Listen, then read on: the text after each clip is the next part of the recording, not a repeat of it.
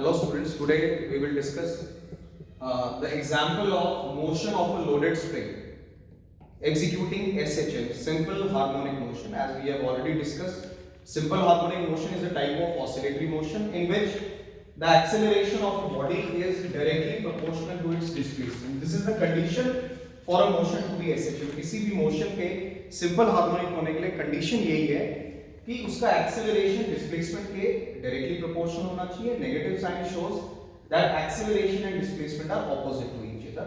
This is a vertical loaded spring. A mass m is being loaded. K is the spring constant. The weight of the body acts vertically downwards, and when it undergoes a displacement y, हमने spring को mean position से थोड़ा नीचे displace किया. So a restoring force will act on it. इसमें एक restoring force लगेगी. And as we all know, according to Hooke's law, हम सब लोगों ने Hooke's law पढ़ा हुआ है. Restoring force acting on the spring is directly proportional to its extension within elastic limit. I am using this term elastic limit because every spring has got its limit. हम एक spring में उसकी limit तक ही weight को suspend कर सकते हैं. Means we cannot suspend an elephant to this spring because it will become plastic. So restoring force acts towards the original position, and this mass m is being extended by a displacement y. So according to Hooke's law, restoring force is directly proportional to displacement. On removing the sign of proportionality, we get F is equal to minus ky. And we know force is ma, mass into acceleration, minus ky. Acceleration will be minus k upon m into y. This factor is constant. K upon m is constant. K is the spring constant, m is the mass. So acceleration is directly proportional to displacement. This is the condition for a motion to be SHM. किसी भी motion के SHM होने के लिए उसका acceleration displacement के directly proportional होना चाहिए. Negative sign shows that they are opposite to each other. Means, see, in this case the displacement is downwards and acceleration is upwards. Means wherever the force exists, the acceleration also exists in that direction. So acceleration is directly proportional to displacement. Motion is SHM. We have proved that motion of a loaded spring is SHM. Now using this equation, say this is 1 and equation 2, we know in SHM the general expression for time period is 2 pi under root of y upon a. और आप देख सकते हैं यहाँ से y upon a m upon k होगा. तो equation 2 से देख लीजिए y upon a can be written as m upon k.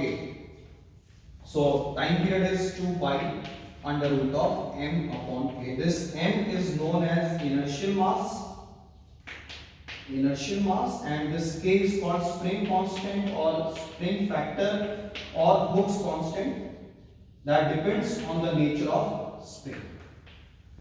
So students, that is the general expression for time period, and we can find the frequency of the spring as well. Frequency of the spring is 1 upon time period, that is equal to 1 upon 2 pi under root of k upon m. Alright, there is an expression for potential energy of a spring also. See, when we stretch or extend this spring, we have to do work against the restoring force. We are doing work against the restoring force. That work done is stored as the potential energy of a spring, and we have already studied in work energy part. आप लोगों ने potential energy of spring का expression पढ़ा हुआ है, and we will derive it also. That is half k x square. In this case, it is half k y square. So that is the expression for potential energy of the spring. And we know restoring force in general हम लोगों ने पढ़ा था minus m omega square y. That we have already studied. And according to Hooke's law, restoring force is equal to minus ky. So on comparing these two equations, what do we get? K is equal to m omega square. This k spring constant can be equated with m omega square. So potential energy of the spring is equal to half m omega square y square. That gives us the potential energy of a spring.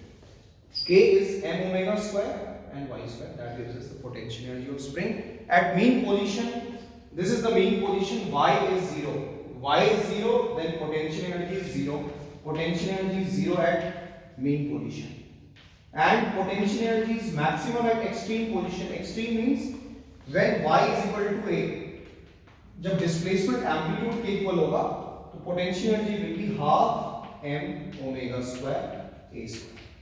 So using spring, using a vertical loaded spring, we can derive the expression for potential energy of the spring as well. Today we will discuss the energy of a body executing SHM.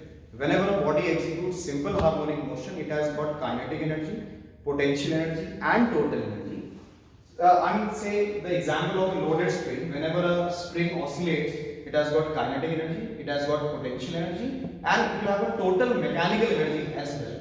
So first of all, we will derive the expression for kinetic energy of a body executing SHM. Kinetic energy, as we all know, is half mv square.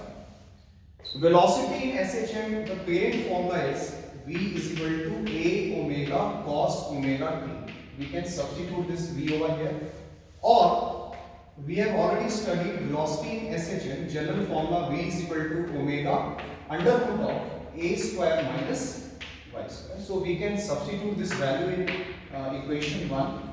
So kinetic energy would be half m omega square, because that is v square, under root of a square minus y square, under root हट जाएगा and we will have a square minus y square. That is the kinetic energy.